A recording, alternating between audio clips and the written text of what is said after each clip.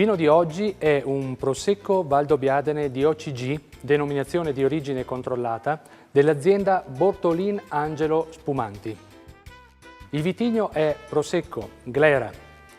Le uve vengono raccolte a mano solo nella zona di Valdobbiadene, laddove viene prodotto il Valdobbiadene di OCG. Il colore è proprio tipico delle nostre zone. Questo vitigno esprime sempre un colore giallo paglierino, ma sono belli questi bagliori verdolini. Belle anche queste bollicine che si presentano delicate, ma persistenti e numerose. Al naso questi profumi tipici del vitigno Prosecco, la mela, la pera, una leggera anche mandorla acerba nel finale. Certamente è presente questa nota fruttata.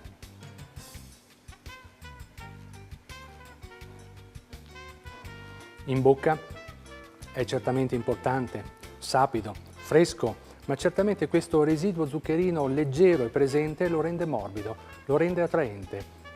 Certo, si presenta come una persona in punta di piedi, elegante, interessante, certamente un bel vino da aperitivo, di apertura.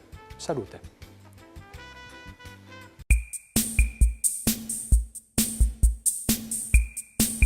Oggi vi presento un Valdobbiadene superiore extra dry di Rupo dell'azienda Andreola di Col San Martino, da uve Glera, Perera e anche la Bianchetta.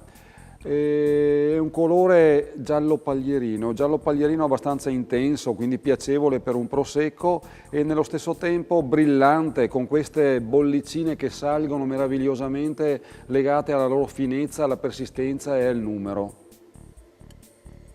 Naso piacevolmente fruttato, un naso di un fruttato maturo, la mela golden, le pere Williams, ma nello stesso tempo anche di frutta esotica e tropicale, ricordo la banana o perlomeno anche l'ananas. Mantiene una sua sapidità importante.